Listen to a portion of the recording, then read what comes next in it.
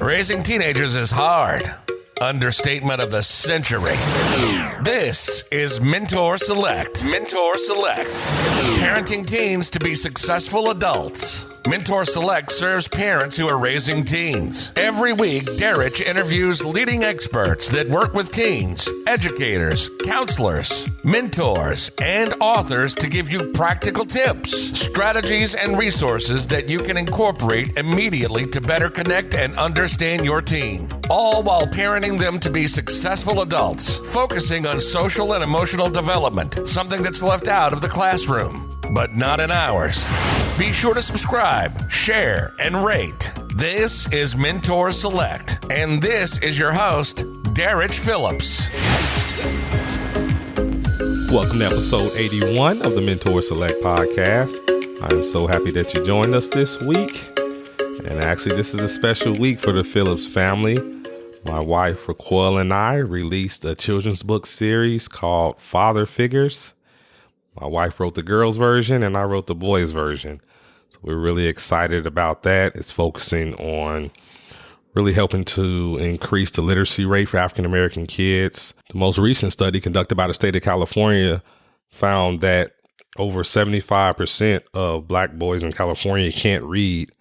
And what's truly alarming about that is over 80% of juvenile offenders are considered illiterate, and 85% of adult offenders are functionally illiterate. So it's a direct correlation between literacy rate and imprisonment.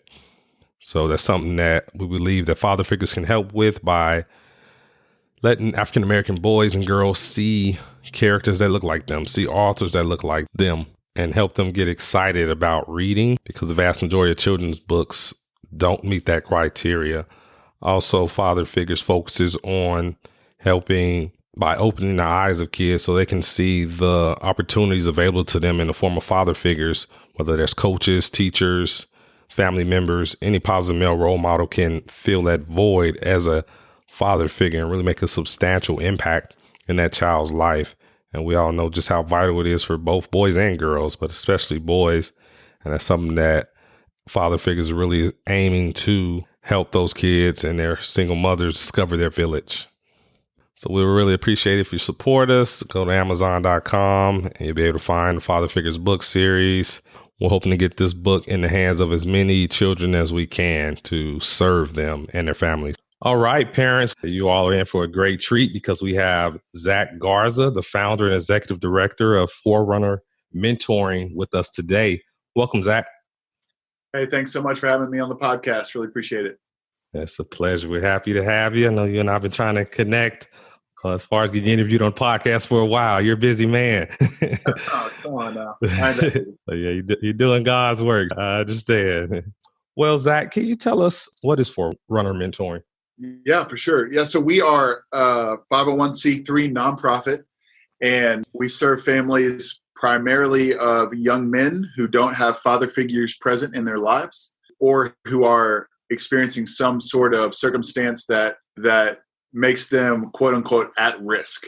And so we build relationships. We believe that relationships change lives, and we do that through mentoring. So we give our kids a one-on-one mentor. We do it through after-school programs each and every day from 3 to 6 p.m. And then we also do it by serving the mother and supporting her in whatever way she needs it. So that's kind of what we do on a day in and day out basis. Wow, that's great. I know a lot of mothers are listeners to this podcast, and that's kind of my motivation to take that holistic approach, serving the family, mothers, fathers, and the teens.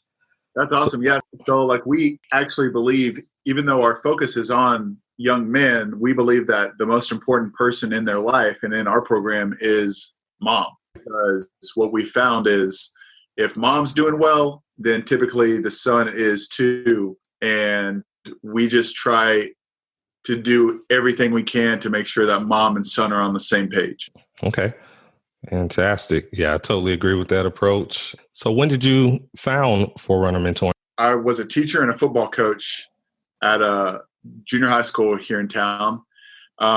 And, you know, growing up, I kind of had a hard time. I was making some poor choices. I can look back now and say that most of that is because I didn't have a father figure in my life. I didn't have a man to look up to. But my sophomore year in college, I got my first mentor. That's really whenever my life started to kind of change some. And so the Lord, in his kindness, for the next, 7 or 8 years, he continued to put mentors in my life to teach me how to become a successful man and to teach me how to kind of fulfill my potential. And so I took my background, I took my story into my career as a coach. And I looked around at the kids who I was teaching one day, and I just asked them a question. I said, hey, who in here comes from a home where there's no father figure present? And I was amazed at the amount of hands that popped up. And so at that moment, I just kind of felt like there were a bunch of kids who were just like me. And I was like, man, Lord, show me how you changed my life. Well, you did that by building relationships with mentors. I'm going to try to do the same thing with these kiddos. I just started to kind of find men in our community, and I started to pair them up with mentors. And then a couple of years later, we started an after-school program. A couple of years after that, we started to serve our moms, and that's where we are today. Wow, that's incredible.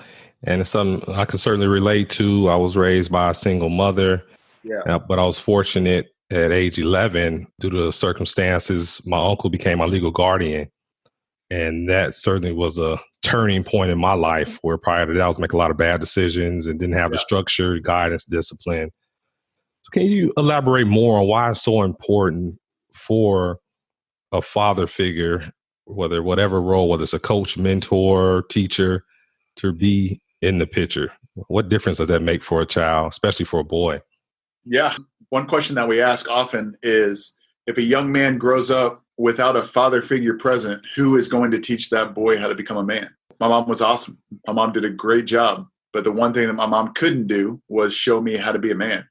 My mom couldn't show me how to shave or how to, carry myself as a man, or how to have confidence as a man, or deal with conflict in a healthy way, things like that. So there's a saying we have, more is caught than taught. And I believe that to be true. Children learn so much just by observing, just by watching. And if there isn't a man to watch, if there isn't a man to observe, then our kids are going to miss out on that. And so I believe that by having a positive man in a child's life, they can catch, they can observe, they can watch how they treat women and how they are responsible and how they deal with conflict and how they speak and how they deal with their anger and all of this stuff.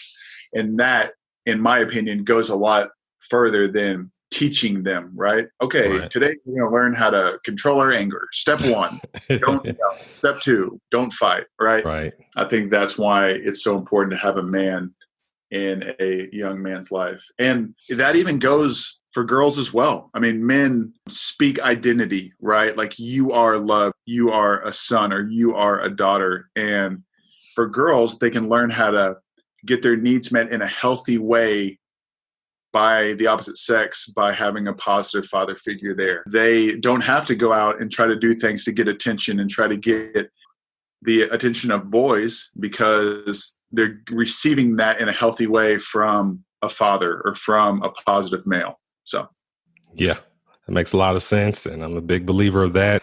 Ironically, my wife and I are releasing a children's book series called Father Figures next month. Yeah. Yes, sir. We're just turning them out. It's on books. Hey, God working through me. For those parents listening, especially those, say, single mothers out there listening, they're saying, okay, I totally agree with what you're saying, Zach, and I understand the importance of a father figure because they need to model that behavior. Yeah. How do I find a father figure for my son or daughter? What advice would you give them? That's a great question. So, man, I don't know if there's another group of people that I have more respect for than the single mother. I mean, the kids who are flourishing despite not having a father figure around, right behind that successful child is a single mother who has probably sacrificed a ton so that her child can be in that position. And so I mean, they're working so hard not only to provide financially or food or sports or different opportunities, but they are also just paving a way for their child to succeed. And so I say all of that just to say, just that moms have an opportunity to put themselves and to put their children in just different circumstances to where they can interact with men. So I have found, good places to make that happen are churches. Getting into a church and just finding men who your son can kind of be around. Mentoring organizations, whether that's Big Brothers Big Sisters or us, or just anyone who's doing something to serve children in a mentoring capacity. I don't know if it's Boy Scouts or Cub Scouts or sports, or just doing whatever they got to do to surround their children with positive men. So that's kind of my answer there. Great answer. There's definitely some practicals. Yeah, just some tips that they can do. I can remember my mom. I mean, me and my mom grew up in church, and it sounds terrible, but my mom asked a lot of men if they would just take me out to dinner. Would you go take them to shoot hoops, right? Would you just take them to McDonald's? And there were a lot of men who said no. And I think that's unfortunate, because I think that Jesus loves the kid growing up without a dad. Jesus loves the quote unquote orphan and the widow, which I think today is the kid growing up without a dad and the single mother. God is for them. It says in Psalm 68:5 that God sets the lonely in families. He's a father to the fatherless. He's a defender of the widows. And so often our churches don't look like that. But my advice would be, hey, find a church that does, right? Yeah. And just be bold and just ask, like, hey, sir, I think that you have something that my son can learn from. The worst thing that they can say is no, but just keep on asking until someone says yes. Yeah. And I love the fact that your mom was bold and identified that void and was willing to approach men who she felt could model that positive behavior that she wanted you to learn. That's great. Now, turning to the time you served as a teacher and coach, because as you mentioned, I think mothers, especially single mothers, are definitely those unsung heroes behind those kids who are still successful despite not having a father figure around. Sure. But also, I believe, certainly coaches and teachers, they are unsung heroes as well. A lot of times they're serving in that role, maybe unofficially. Oh, yeah. But can you tell us about just kind of your experience as a teacher and coach where you were serving in that role for a lot of kids? Yeah.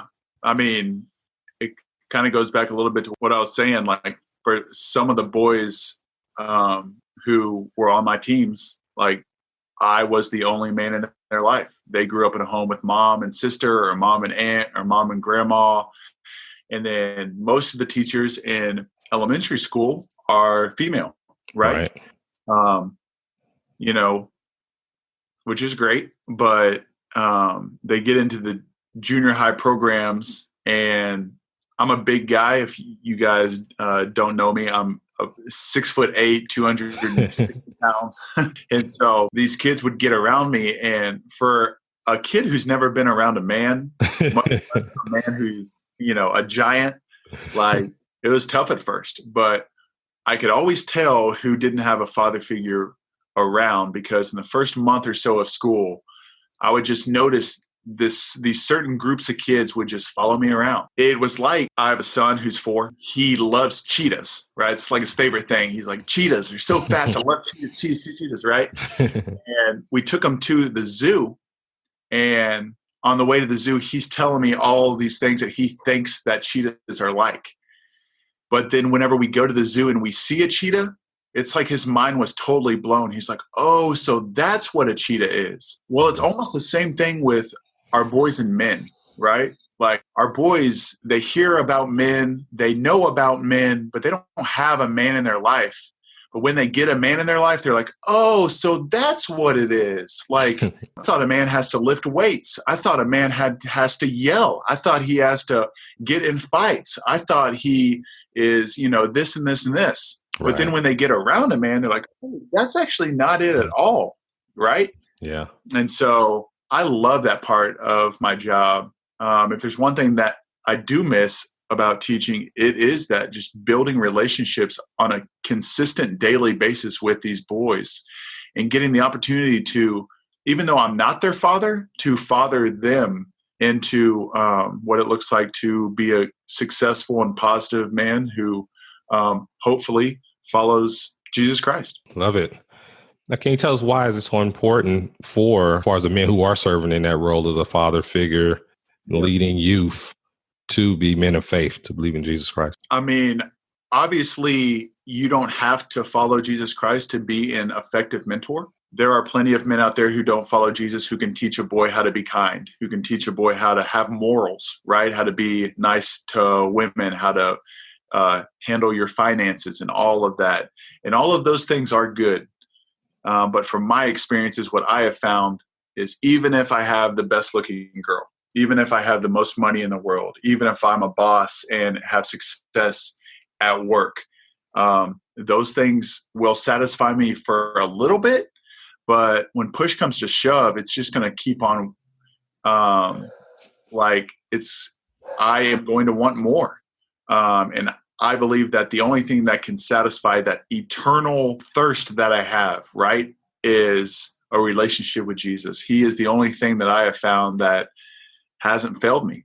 And in that there's hope, right? There's grace, there's love that like I can be loved on my worst of days and I can be loved on my best of days. And I know that Jesus is going to be there for me no matter what.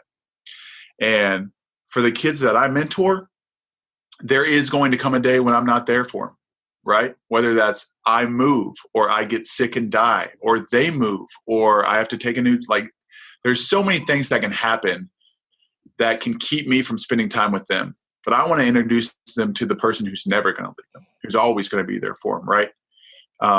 And especially for our kids who, man, there's so much inconsistency in their life. Like people come and go and come and go and come and go that I want to introduce them to the one person who isn't going to come and go, right? Wow. Yeah, that makes a lot of sense. I totally agree. Now, talking about consistency, just how important is it to be consistent in a teen's life to build that trust and the relationship? Yeah, so I'm going to kind of tell you my keys to being a good mentor, okay? I say mentor, but really it's just person who's trying to make an impact on this kid's life, right? Like it can be a parent, it can be a coach, it can be a teacher, it can be a youth minister, it can be a mentor, it can be whoever. Just any time that you're spending time with kids, this is what I found doesn't work, okay? What doesn't work is trying to fix them, okay? Kids know if you are trying to treat them as a project rather than a person. Kids can feel that 1,000 miles away. What doesn't work is giving them advice and talking down to them, right? What doesn't work is trying to lecture them and things like that. I have found that to be ineffective. What does work is when you show up no matter what. It doesn't matter if he makes a 25 on a math test or 100 on the math test, you're going to show up. It doesn't matter if it's raining outside, if it's sunshine, you're going to show up. They need to know that you're going to be there regardless of how they perform. And just showing up week after week after week after week. And when you don't show up, telling them, right? And being open with them. And if you forget, apologizing, things like that. But the number one rule is showing up. The number two rule is when you do show up, speak truth, which means be the most encouraging person in this kid's life. If a kid's doing 99 things wrong and one thing right, I want you to focus on that one thing right whenever you are first building that relationship. I want that kid to know that you're his biggest cheerleader, his biggest advocate, and that he's going to leave with a smile on his face, right? Of course, there's going to come a time whenever you can give guidance and things like that, but you can't give that until trust is established. For some kids, trust takes 2 months to build. For some kids, it takes 2 years. But just being patient and trusting that if you show up and if you speak truth and encourage him, that the Lord's going to bring opportunities for you guys to build trust. And then the last thing is you yourself. You cannot give what you don't have. So whatever you want that kid to be, you have to be that as well, specifically when it comes to loving God. So if you love God and follow his commandments, then you will be kind and you will be gentle and you will be selfless and you will be hardworking and you will be all of these things. But like I said before, more is caught than taught. A kid is going to catch a whole lot more by watching you than he is you teaching them. I learned how to be a husband by watching men husband. I learned how to be a father by watching men father their children. I learned how to deal with conflict by watching men deal with conflict in a healthy way. Of course, there's podcasts and there's books and all of that stuff is good. But what I have found the most powerful thing is that life on life, that relationship. Man, I can read 10 books by an author, or I can get 2 hours with that author, right? And just talking with him and watching him. And I believe that I would get more out of those 2 hours being with him than I would spending, hours upon hours upon hours with his books and things like that. Wow. You must have been doing this for quite a while. You know this topic pretty well. I'm a mentor junkie. Right, so you're pretty passionate about it, and not only just passionate about it. Hey, you've seen what's working. That's normally the bonus round. You beat me to it where I asked the people I'm interviewing what's not working. Kids, more than anything, they need to feel safe, right? And so a kid's not going to feel safe if they know every time they see their mentor, they're going to get judged. They're going to get a lecture. He's for sure going to talk about what they're not doing right? And so creating a safe environment is everything. An environment where that kid knows. He knows that he knows that he knows. No matter what he shares, that mentor is going to be there for him. He can share that he failed math. He can share that he smoked weed. He can share that he had sex. He can share anything, and that mentor is going to say something along the lines of, man, that's a bad choice, and we can talk about that, and that's not going to lead to success, but I love you, man, and I'm not going anywhere. Thank you so much for sharing that with me. Thank you. Thank you for trusting me with that information. Thank you for letting me in. Man, I am so proud of you for having the courage to share that with me. Thank you. Now, let's talk about why that wasn't a bad decision. Right. Okay, yeah. so now let's talk about why you shouldn't have sex. And asking questions, man, become an expert question asker. Why, instead of being like, don't you know that you shouldn't smoke weed? Smoking weed, 87% of the people who do that, right? Like, don't do that. Instead, ask questions.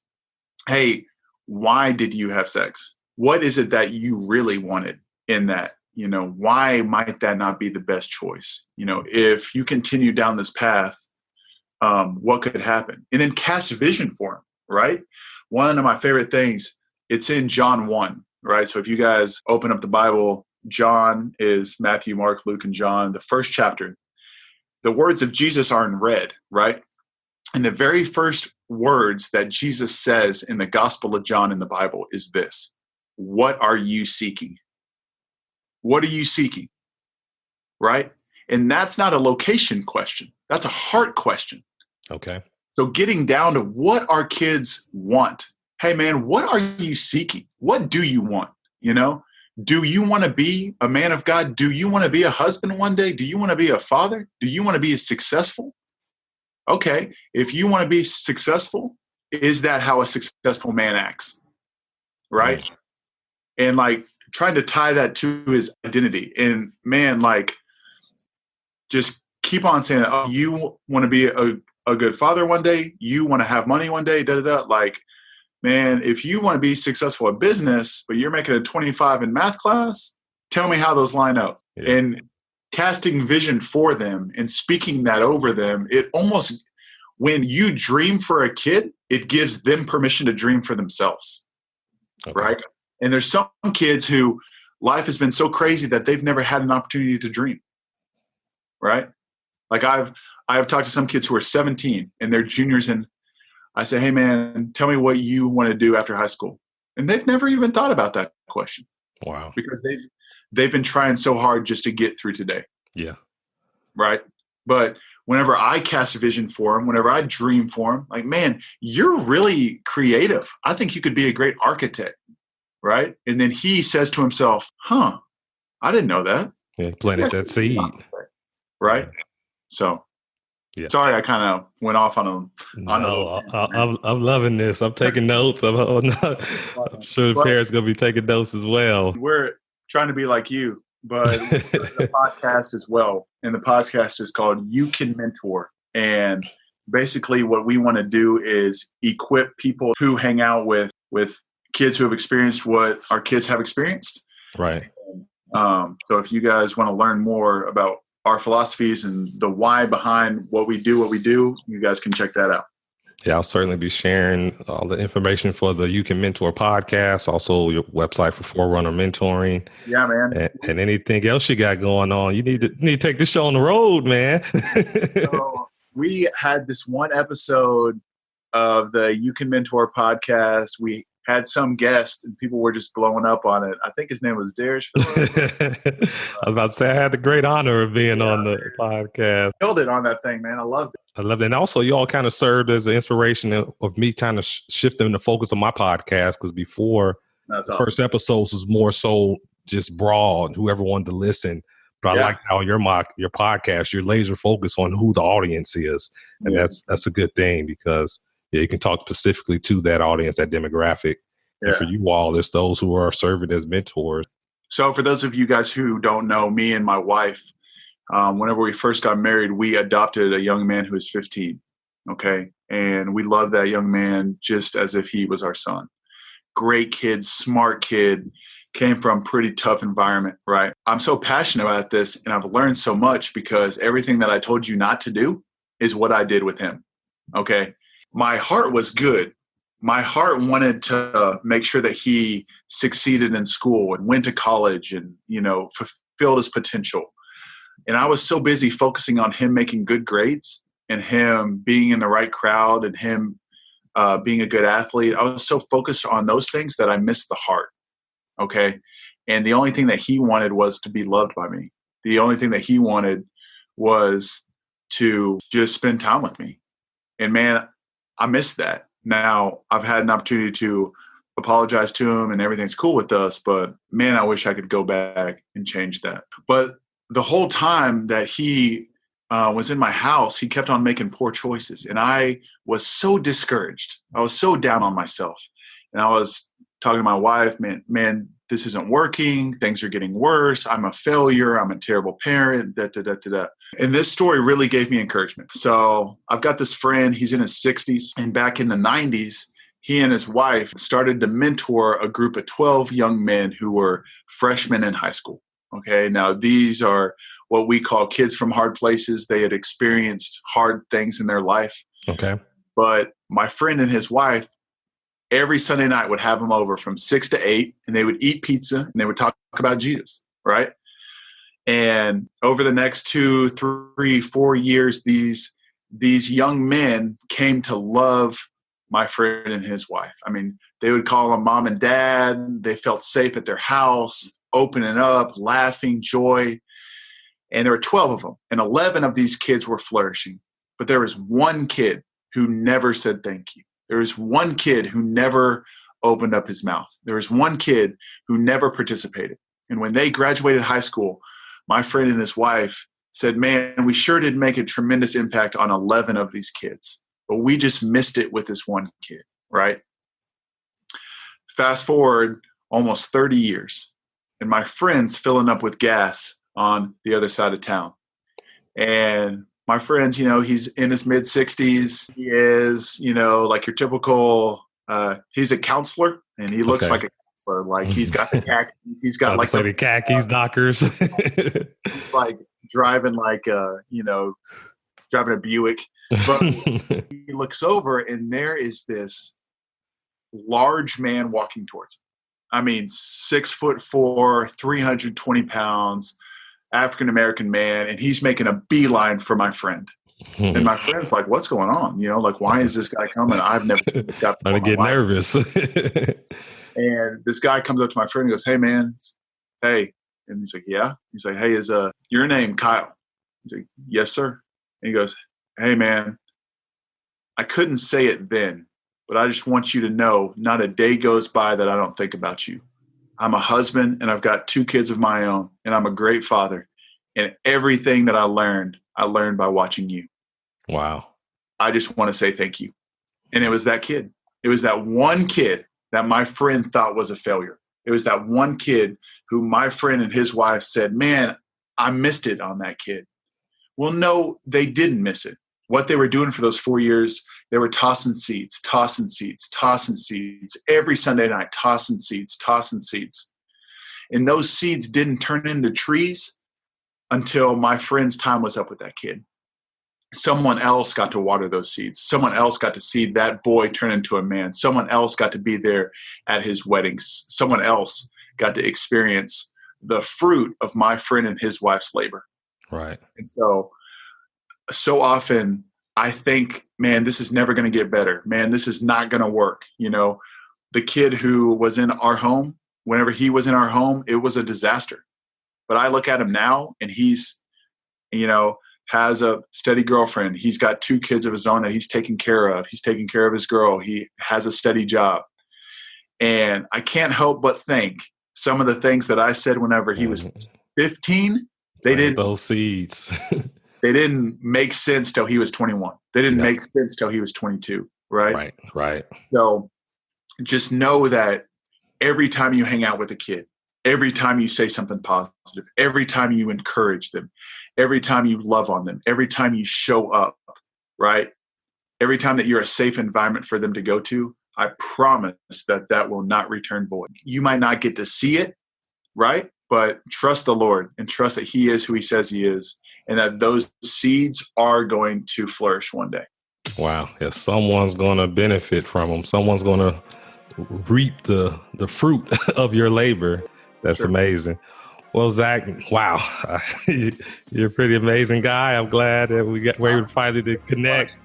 But most importantly, you're certainly doing remarkable work through the Forerunner mentoring program and all of the mentors that you have that's mentoring youth. I know you got to get back to that now.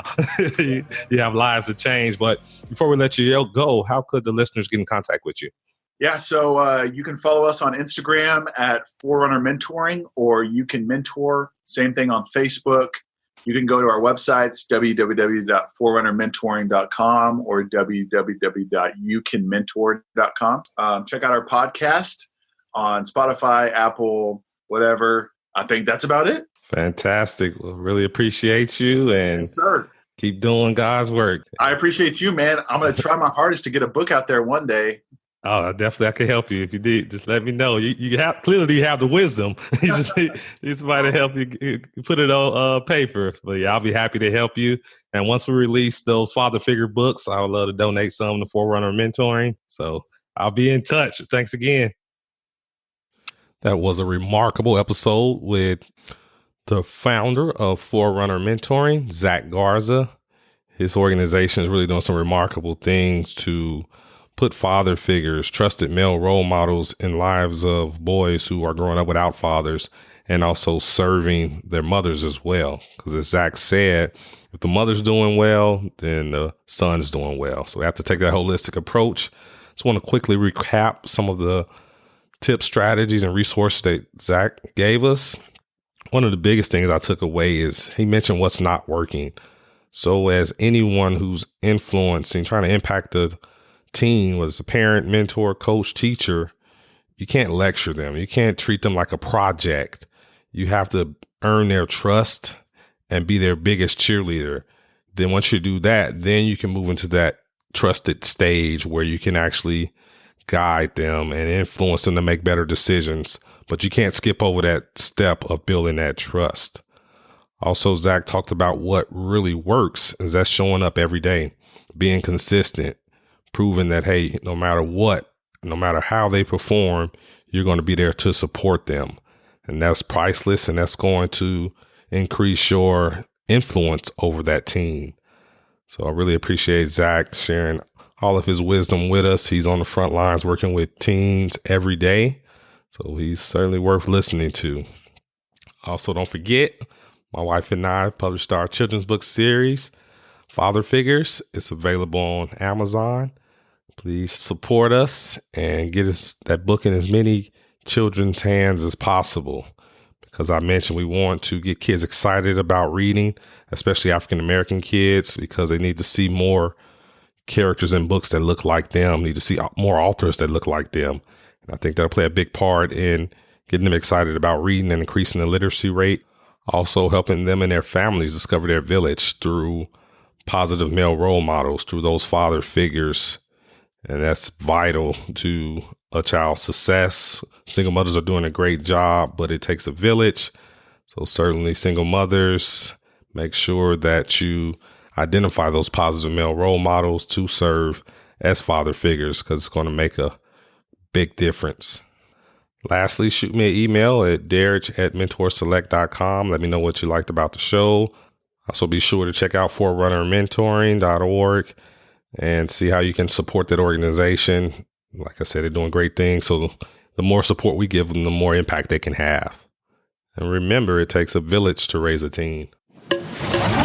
You've been listening to Mentor Select. Mentor Select. Parenting teens to be successful adults. Hosted by Derek Phillips. Raising teenagers is hard. Understatement of the century. We get it. That's why Derek interviews leading experts that work with teens, educators, counselors, mentors, and authors to give you practical tips, strategies, and resources that you can incorporate immediately to better connect and understand your teen. That's why we do the show. Be sure to share Mentor Select with other parents of teens. Follow us on social media at Mentor Select to stay up to date on the latest tips, strategies, and resources for parenting teens. Send your questions and comments to derek@mentorselect.com. Tune in every Wednesday for new episodes. Till next time, this is Mentor Select.